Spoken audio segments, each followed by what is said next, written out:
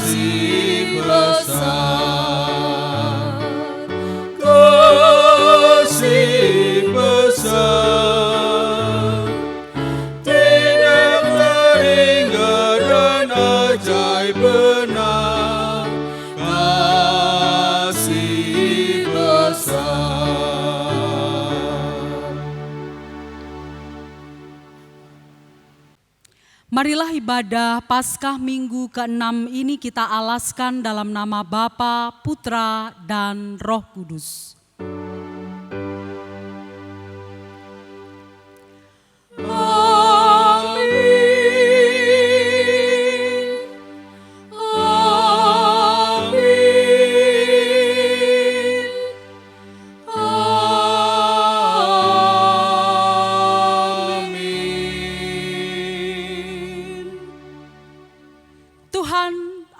Besertamu dan besertamu juga.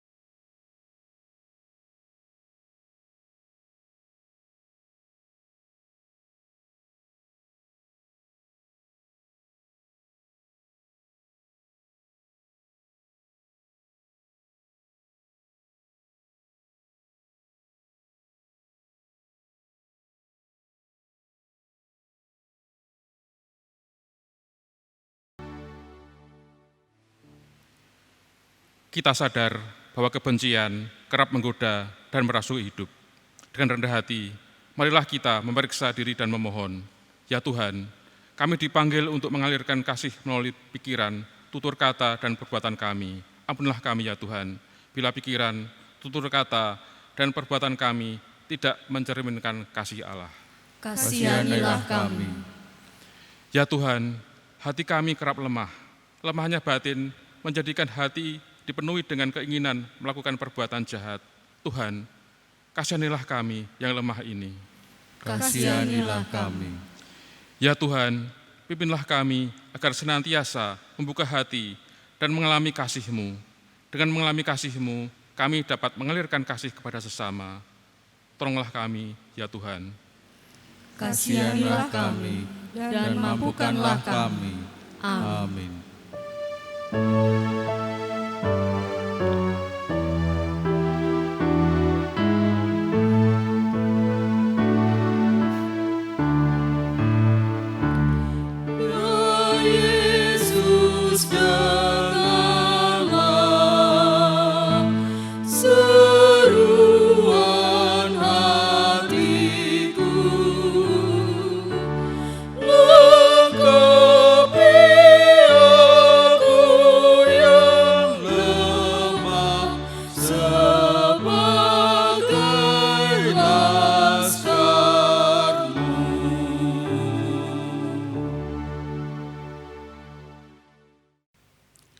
Dosa dan pelanggaran kita telah diampuninya. Marilah dengan hati terbuka, kita terima berita anugerah yang dinyatakan dalam 1 Yohanes pasal yang pertama, ayat yang ke-9.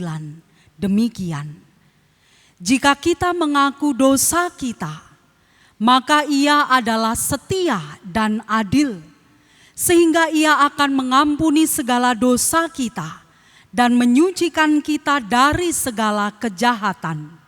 Demikianlah berita anugerah dari Tuhan. Syukur kepada Allah. Allah mengasihi saudara semua Dan mengasihi saudara juga. Marilah sebelum kita merenungkan firman Tuhan, terlebih dahulu kita memohon pertolongan Roh Kudus di dalam doa. Kita berdoa. Ya Tuhan, Engkaulah Allah sumber kekuatan dan penghiburan kami. Kami bersyukur manakala kami merasakan kasih dan pemeliharaan-Mu di sepanjang kehidupan kami, membuat kami dapat berdiri tegak sampai dengan hari ini. Saat ini Tuhan, kami bersama berbakti dan mengucap syukur. Kami rindu untuk mendengarkan firman-Mu. Oleh sebab itu kami mohon Engkau hadir di dalam hati kami, menguatkan dan meneguhkan kami, memampukan setiap kami untuk dapat merasa-rasakan berita firman-Mu yang akan kami terima, sehingga kami dapat melakukannya dengan sepenuh hati kami di sepanjang kehidupan kami. Berfirmanlah ya Tuhan, karena kami telah siap sedia untuk mendengarkannya. Dalam Kristus Yesus, Sang Firman yang hidup, kami berdoa. Amin. Bacaan pertama diambil dari Kisah Para Rasul 17 ayat 22 sampai 31. Kisah Para Rasul 17 ayat 22 sampai 31. Paulus pergi berdiri di atas Areopagus dan berkata, "Hai orang-orang Athena, aku lihat bahwa dalam segala hal kamu sangat beribadah kepada dewa-dewa. Sebab ketika aku berjalan-jalan di kotamu dan melihat-lihat barang-barang pujaanmu, aku menjumpai juga sebuah mezbah dengan tulisan, kepada Allah yang tidak dikenal. Apa yang kamu sembah tanpa mengenalnya, itulah yang kuberitakan kepada kamu. Allah yang telah menjadikan bumi dan segala isinya, Ia yang adalah Tuhan atas langit dan bumi, tidak diam dalam kuil-kuil buatan tangan manusia, dan juga tidak dilayani oleh tangan manusia, seolah-olah Ia kekurangan apa-apa, karena Dialah yang memberikan hidup dan nafas dan segala sesuatu kepada semua orang. Dari satu orang saja, Ia telah menjadikan semua bangsa dan umat manusia untuk mendiami seluruh muka bumi. Dan Ia telah menentukan musim-musim bagi mereka dan batas-batas kediaman mereka, supaya mereka mencari Dia dan mudah-mudahan menjamah dan menemukan Dia, walaupun Ia tidak jauh dari kita masing-masing. Sebab di dalam Dia kita hidup, kita bergerak, kita ada, seperti yang telah juga dikatakan oleh pujangga-pujanggamu. Sebab kita ini dari keturunan Allah juga. Karena kita berasal dari keturunan Allah, kita tidak boleh berpikir bahwa keadaan ilahi sama seperti emas atau perak atau batu, ciptaan kesenian dan keahlian manusia. Dengan tidak memandang lagi zaman kebodohan, maka sekarang Allah memberitakan kepada manusia bahwa di mana-mana semua mereka harus bertobat. Karena Ia telah menetapkan suatu hari pada waktu mana Ia dengan adil akan menghakimi dunia oleh seorang yang telah ditentukannya. Sesudah Ia memberikan kepada semua orang suatu bukti tentang hal itu dengan membangkitkan Dia dari antara orang mati. Demikianlah sabda Tuhan. Syukur kepada Allah. Mazmur tanggapan terambil dari Mazmur 66 ayat 8 sampai dengan 20. Kita akan baca secara litani. Mazmur 66 ayat 8 sampai dengan 20. Pujilah Allah kami, hai bangsa-bangsa, dan perdengarkanlah pujian-pujian kepadanya. Ia mempertahankan jiwa kami di dalam hidup dan tidak membiarkan kaki kami goyah. Sebab Engkau telah menguji kami, ya Allah, telah memurnikan kami seperti orang memurnikan perak. Engkau telah membawa kami ke dalam jaring, mengenakan beban pada pinggang kami. Engkau telah membiarkan orang-orang melintasi kepala kami.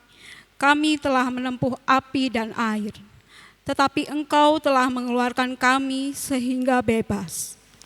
Aku akan masuk ke dalam rumah-Mu dengan membawa korban-korban bakaran. Aku akan membayar kepadamu nazarku, Yang telah diucapkan bibirku dan dikatakan mulutku pada waktu aku susah.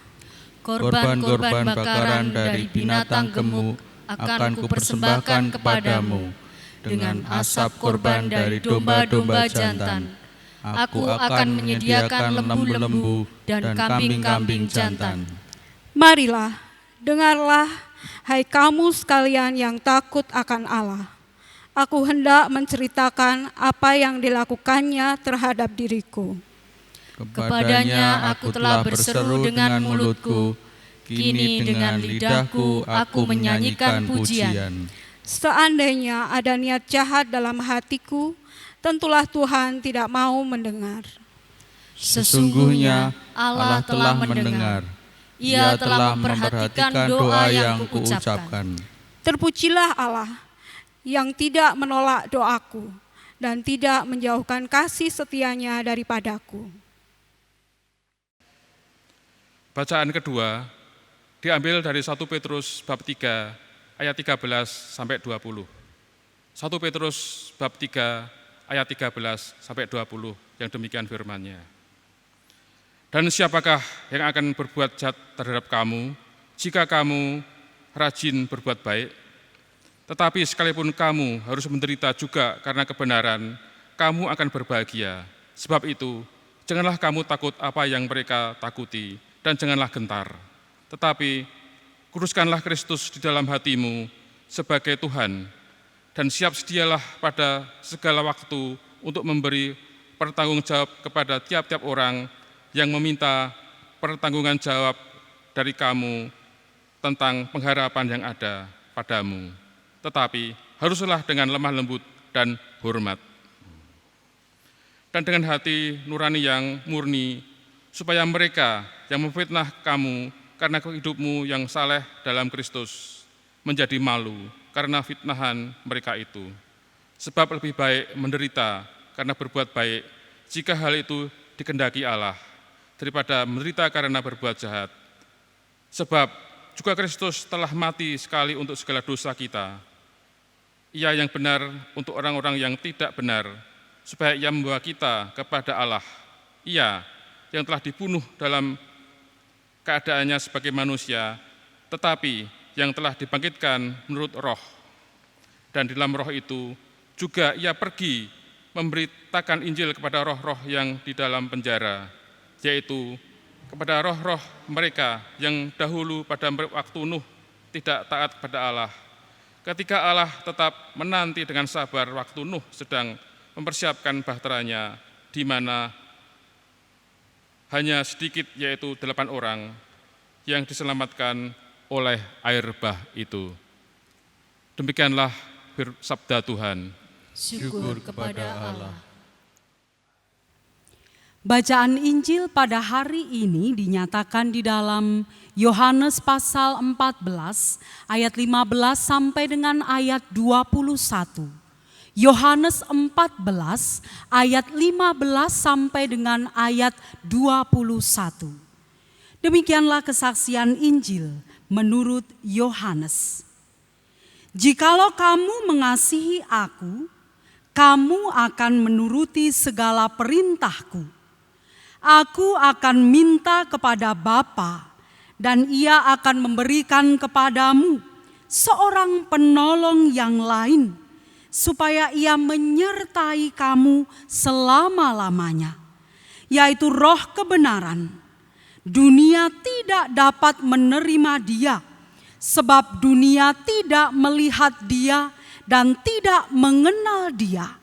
Tetapi kamu mengenal Dia, sebab Ia menyertai kamu dan akan diam dalam kamu. Aku tidak akan meninggalkan kamu sebagai yatim piatu. Aku datang kembali kepadamu. Tinggal sesaat lagi, dan dunia tidak akan melihat aku lagi.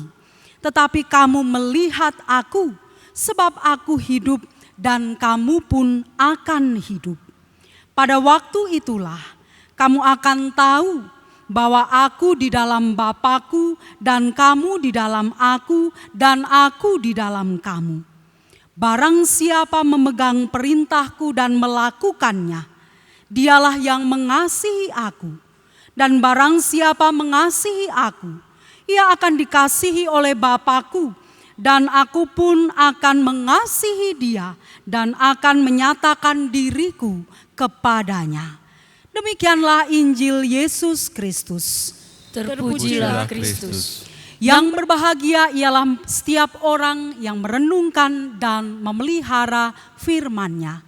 Haleluya. Haleluya, amin. Haleluya, amin. Haleluya, amin. Haleluya,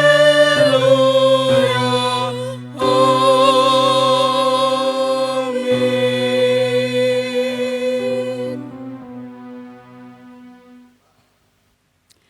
Bapak, Ibu, saudara-saudari dan anak-anak yang terkasih, Di dalam kehidupan kita sehari-hari, banyak kita jumpai paradoks kehidupan.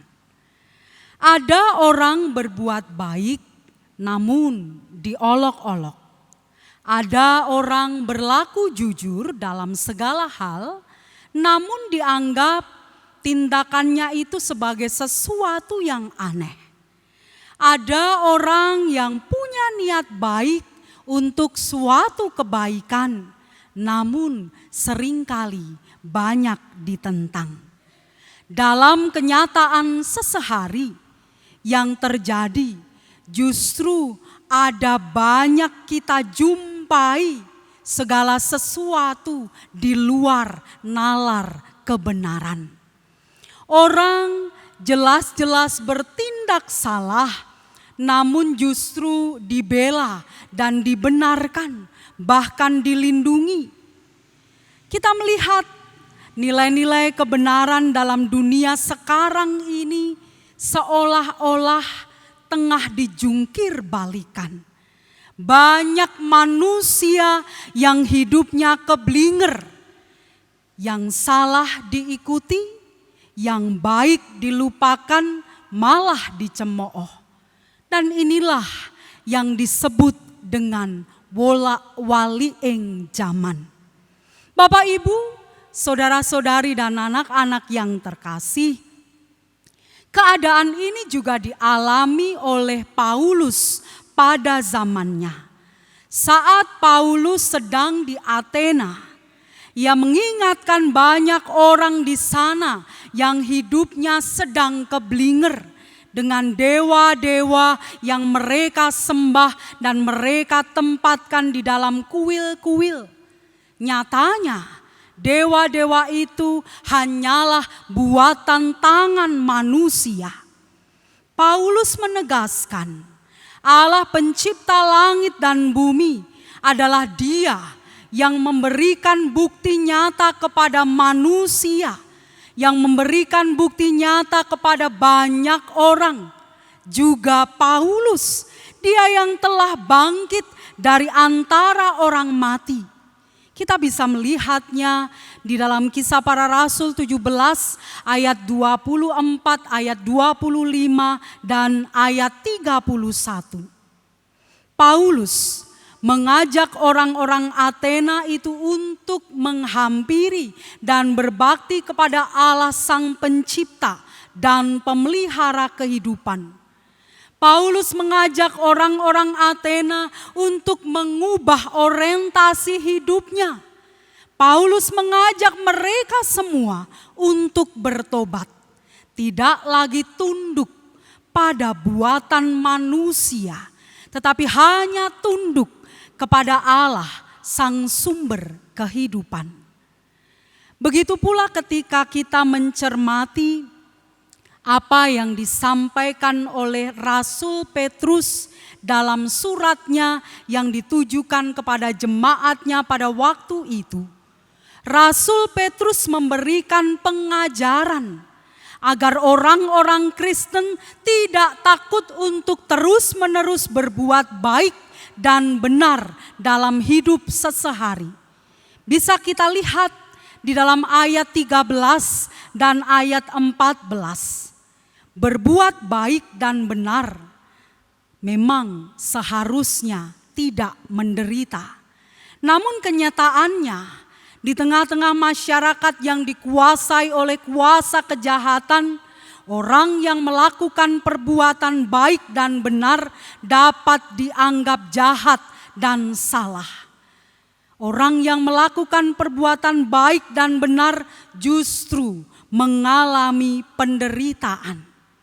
Dan itulah kenyataan yang juga kita jumpai dalam kehidupan kita saat ini. Banyak orang yang memperjuangkan kebenaran, orang yang berbuat baik, orang yang berkeinginan untuk laku hidup benar dan jujur, justru malah tidak disukai oleh banyak orang. Rasul Petrus mengingatkan Orang-orang Kristen harus berani menanggung penderitaan ini dengan rendah hati. Karena Allah berkenan atas kehidupan orang-orang Kristen yang berani menanggung perbuatannya oleh karena apa yang dia jalani untuk menyatakan kehendak Allah. Orang-orang Kristen yang berani menanggung penderitaan karena ia berbuat baik dan benar dalam kehidupannya. Sebab menderita karena berbuat baik itu jauh lebih mulia dibandingkan dengan menderita karena berbuat jahat. Seperti yang dinyatakan di dalam ayat 17. Bapak, Ibu, saudara-saudari dan anak-anak yang terkasih, memang harus kita akui mewujudkan perbuatan baik, mewujudkan kebajikan, mewujudkan kasih bukanlah perkara yang mudah. Karena itu dibutuhkan penolong untuk dapat mewujud nyatakan kasih. Untuk dapat senantiasa kita konsisten berbuat baik dan berbuat kebajikan. Penolong itu akan menyertai kita sampai selama-lamanya. Apa yang dinyatakan di dalam Injil Yohanes pasal 14 ayat yang ke-16. Kita bersama-sama bisa membaca, aku akan minta kepada Bapa dan ia akan memberikan kepadamu seorang penolong yang lain, supaya ia menyertai kamu selama-lamanya. Kata penolong dalam ayat 16 dan kata penghibur dalam ayat 26. Berasal dari satu kata yang sama dalam bahasa Yunani yang disebut parakletos. Parakletos berarti seseorang yang dipanggil datang untuk menolong pada saat kesulitan. Ia akan menolong dan hadir di kala kesulitan melanda, berkarya dalam kerumitan dan juga persoalan. Ia akan ada dalam setiap tantangan seberat apapun untuk menopang dan senantiasa memberikan kekuatan hingga dimampukan untuk terus berbuat baik, untuk konsisten berbuat kebajikan, untuk dapat berbagi kasih. Parakletos menolong manusia dalam kelemahannya dan memberikan kemampuan kepada manusia untuk dapat menghadapi berbagai macam persoalan kehidupan. Dan penolong itu adalah Roh Kudus. Penolong itu tidak diberikan kepada sembarangan orang. Ia hanya akan menyertai orang-orang yang mengenal dan percaya kepada Allah. Seperti yang dinyatakan di dalam ayat 17. Oleh karena itu dikatakan bahwa dunia tidak melihat dan mengenal Dia. Mengapa demikian? Sebab pada hakikatnya Roh Kudus itu adalah Allah sendiri. Ia tidak memaksakan dirinya untuk masuk ke dalam hati manusia, tetapi ia tinggal dalam diri setiap orang yang percaya kepadanya. Dan fungsi dari parakletos, roh kebenaran yang ditekankan oleh Yesus adalah, yang pertama, kita bisa melihat dalam ayat 26, mengajar. Kehidupan pengikut Kristus sebenarnya adalah kehidupan yang selalu belajar. Belajar mengenai kebenaran. Belajar mengenai makna dan tujuan hidup. Belajar untuk makin serupa dengan Kristus. Dan fungsi yang kedua, mengingatkan. Roh Kudus akan mengingatkan semua hal yang telah Yesus ajarkan kepada murid-muridnya dan termasuk juga kepada kita semua. Sesungguhnya apa yang diajarkan oleh Yesus untuk selalu kita ingat. Kita semua diminta untuk selalu taat pada perintah-perintahnya. Ketaatan itu dilakukan bukan karena kita budak dan tidak punya kehendak bebas, melainkan bahwa kasih yang ada di dalam diri Kristus, kasih yang kemudian menguasai kehidupan kita, kasih yang sudah Ia berikan kepada kita. Seperti dalam ayat 15 dan 21. Jadi motivasi berbuat baik, berbuat kebajikan, melakukan kebenaran itu karena Allah telah mengasihi kita. Allah telah merengkuh kita dengan kasih-Nya.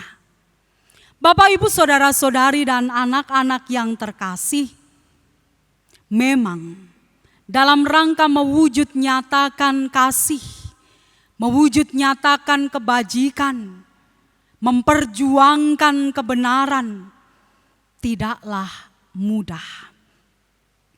Ada banyak tantangan yang akan kita hadapi. Dan tantangan yang terbesar yang kita hadapi adalah apa yang disebut dengan kebencian. Kita tahu bahwa dunia ini membenci Kristus dan para pengikutnya. Dan ketika dunia mengajarkan kebencian, murid-murid Kristus, kita sekalian diminta untuk tetap mengasihi. Diminta untuk tetap berada dalam kasih. Untuk tetap dapat mengalirkan kasih bagi dunia ini.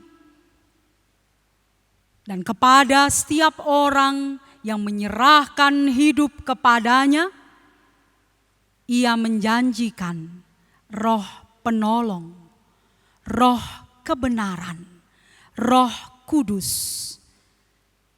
Dengan bersedia dipimpin oleh Roh Kudus, maka kita sekalian dimampukan untuk dapat hidup dalam kasih. Hidup dipimpin oleh Roh Kudus menjadikan kita tidak hidup keblinger, tetapi hidup kita benar, hidup kita terarah, hidup kita fokus hanya kepada kebenaran Allah. Seperti apa yang dinyatakan oleh pemazmur dalam Mazmur 66 ayat yang ke-10. Bahwa kehidupan kita terus-menerus diuji dan dimurnikan oleh Allah seperti layaknya memurnikan perak.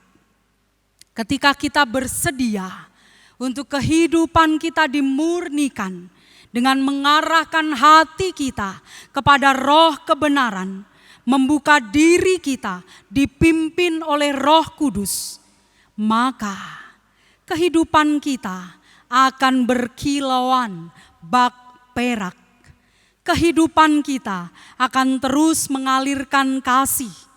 Kehidupan kita akan terus dapat berbagi kebajikan kepada siapapun itu. Dan kehidupan kita hanyalah kebenaran yang berasal dari Allah. Bapak, Ibu, saudara-saudari dan anak-anak yang terkasih, saat ini di tengah pandemi COVID-19 ini, kita lihat di sekitar kita. Kita lihat yang ada di dekat kita dahulu, masih banyak orang yang membutuhkan kasih. Masih banyak orang yang haus tentang apa itu kebenaran. Mereka hidup dalam kebencian, amarah, kesepian, pesimis. Mereka orang-orang yang membutuhkan kasih. Mereka sering disebut sebagai orang-orang yang sulit dalam satu komunitas dan persekutuan. Mereka semua membutuhkan sapaan kasih. Mereka menjadi orang-orang sulit karena pengalaman mereka adalah pengalaman yang sulit. Kita sekalian dipanggil untuk dapat mengalirkan kasih Allah kepada mereka. Dengan aliran kasih Allah, mereka pun akan mengalami kasih. Oleh sebab itu, saat kita mengingat janji Tuhan bahwa Ia akan memberikan kepada kita penolong yang akan menyertai kehidupan kita sampai selama-lamanya. Pertanyaannya, bersediakah kita menjadi orang-orang yang mau untuk mengalirkan kasih kepada mereka yang saat ini tengah berada dalam kondisi yang sulit? Tuhan Yesus memampukan kita. Amin. Marilah kita merasa-rasakan firman Tuhan dalam saat hening.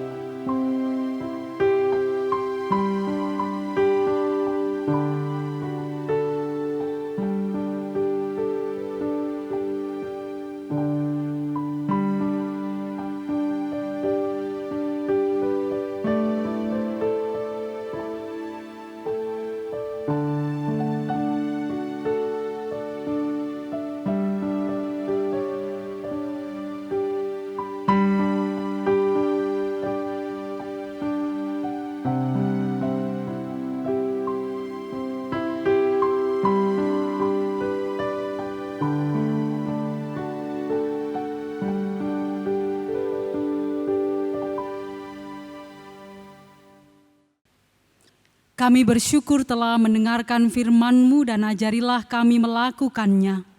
Mampukanlah kami senantiasa mengalirkan kasih-Mu kepada semua orang. Mampukanlah kami konsisten membawa kebenaran dalam seluruh kehidupan kami. Kami menyerahkan saudara-saudara kami yang saat ini tengah terbaring karena sakit penyakit mereka, baik yang di rumah maupun di rumah sakit, ataupun mereka yang saat ini terinfeksi COVID-19. Tuhan menjamah dan memulihkan mereka. Kiranya mereka dapat berdamai dengan keadaan mereka. Kami serahkan saudara-saudara kami yang saat ini tengah berduka, terkhusus keluarga Bapak Bambang Edi Purnomo. Tuhan memberikan kekuatan dan penghiburan agar dapat melanjutkan dan menata kehidupan mereka kembali. Kami pun juga menyerahkan keluarga-keluarga yang saat ini tengah kesulitan di tengah pandemi COVID-19 ini. Berilah berkat-Mu dan ajarilah mereka untuk dapat mengucap syukur dalam segala keadaan. Kami serahkan ya Tuhan, anak-anak-Mu yang berkiprah dan berkarya di bidang mereka masing-masing. Kiranya Engkau mampukan mereka untuk menjadi saksi-Mu dalam setiap karya mereka. Kami menyerahkan gereja-Mu di tengah pandemi COVID-19 ini. Tuhan memberkati dalam setiap pelayanan-pelayanan virtual yang telah dipersiapkan. Tuhan mencukupkan apa yang menjadi kebutuhan gereja. Tuhan memberkati setiap anak-anak-Mu yang terlibat dan mempersiapkannya. Kami serahkan bangsa dan negara kami. Tuhan, lindungilah bangsa dan negara kami. Mampukanlah kami untuk dapat melewati pandemi ini dan dapat menata kehidupan kami lebih baik lagi. Kami serahkan keadaan kami masing-masing. Kuatkanlah dan teguhkanlah kami. Dan inilah seluruh doa kami. Kami serahkan kepadamu Tuhan, Yesus Kristus yang telah mengajar kepada kami. Doa Bapa kami.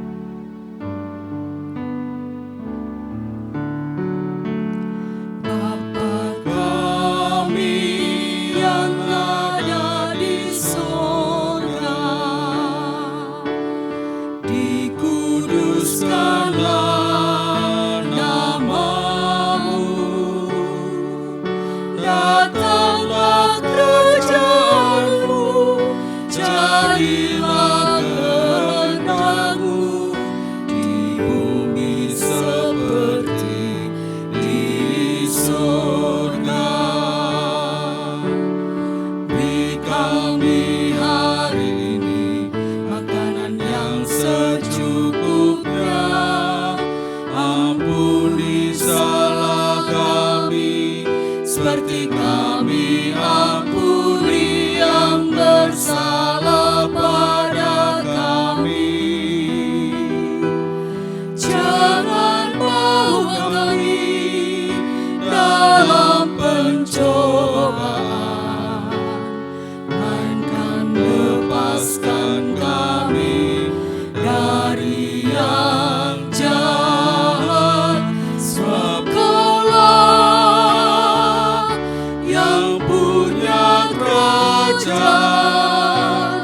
dan kuasa dan kemuliaan sampai selamanya.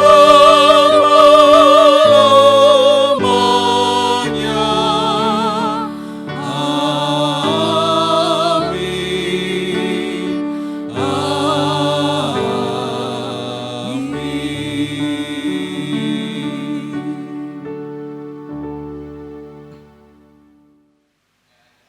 Bersama dengan umat Tuhan di seluruh penjuru dunia dan di segala abad, marilah kita ikrarkan iman kita seturut dengan pengakuan iman rasuli demikian. Aku percaya kepada Allah Bapa yang Maha Kuasa, Khalik langit dan bumi, dan kepada Yesus Kristus, anaknya yang tunggal Tuhan kita, yang dikandung daripada Roh Kudus, lahir dari anak darah Maria, yang menderita di bawah pemerintahan Pontius Pilatus, disalibkan, mati dan dikuburkan, turun dalam kerajaan maut. Pada hari yang ketiga, bangkit pula dari antara orang mati, naik ke surga, duduk di sebelah kanan Allah Bapa yang Maha Kuasa, dan akan datang dari sana untuk menghakimi orang yang hidup dan yang mati. Aku percaya kepada Roh Kudus, gereja yang kudus dan am, persekutuan orang kudus, pengampunan dosa, kebangkitan daging, dan hidup yang kekal. Amin. Marilah dengan hati bersyukur dan penuh sukacita, kita mengaturkan persembahan kepada Tuhan dengan mengingat firman-Nya dalam kitab 1 Tawarikh 29 ayat yang ke-14 demikian. Sebab siapakah aku ini dan siapakah bangsaku, sehingga kami mampu memberikan persembahan sukarela seperti ini? Sebab daripadamulah segala-galanya dan dari tanganmulah sendirilah persembahan yang kami berikan kepadamu.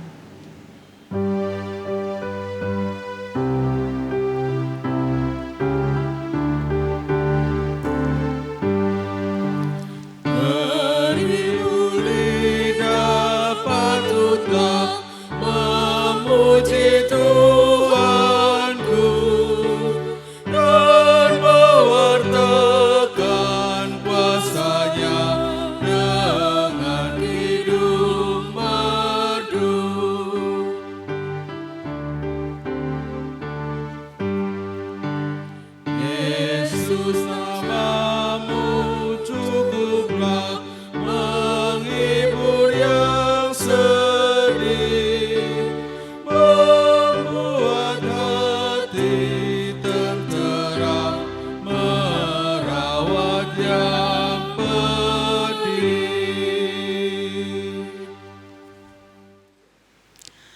Bapa kami yang ada di surga, kami mengucap syukur Tuhan pada pagi hari ini. Kami boleh mengaturkan persembahan kepada Tuhan untuk penyebarluasan kerajaan Tuhan di dunia ini. Bapa yang makasih, kami juga berdoa untuk majelis yang mengelola persembahan pada pagi hari ini Tuhan. Kau berkati, diberikan kejujuran, kebijakan agar di dalam menata pelaksanaan persembahan pada pagi hari ini dapat berjalan dengan baik, dengan sejujurnya.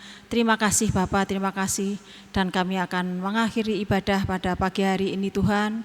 Tuhan senantiasa mengiring kami, Tuhan senantiasa memberikan kami kekuatan agar kami bisa menjadi pelaku firman, agar kami saling mengasihi yang satu dengan yang lain, peka terhadap keadaan lingkungan dan sekitarnya. Terima kasih Tuhan Yesus, ampunkan dosa dan kesalahan kami Tuhan.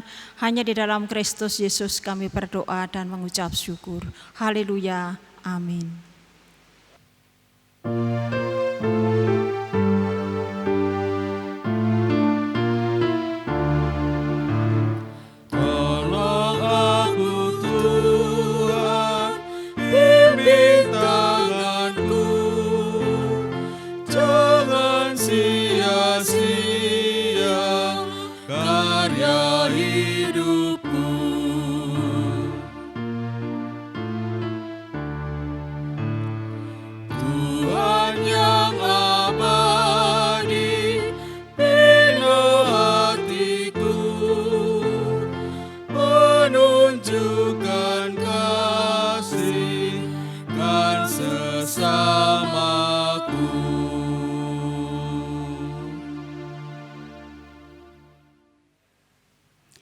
Arahkanlah langkah hidupmu bersama Kristus. Kami mengarahkan langkah kehidupan kami bersama Kristus. Jadilah saksi-saksi Injil Kristus. Dalam penyertaan Tuhan Yesus Kristus, kami bersaksi untuk Injil-Mu. Kita akhiri ibadah ini dengan sukacita di dalam damai sejahtera Tuhan. Terimalah berkat-Nya. Tuhan memberkati saudara dan melindungi saudara. Tuhan menyinari saudara dengan wajah-Nya dan memberi saudara kasih karunia. Tuhan menghadapkan wajah-Nya kepada saudara dan memberi saudara damai sejahtera. Amin. Amin.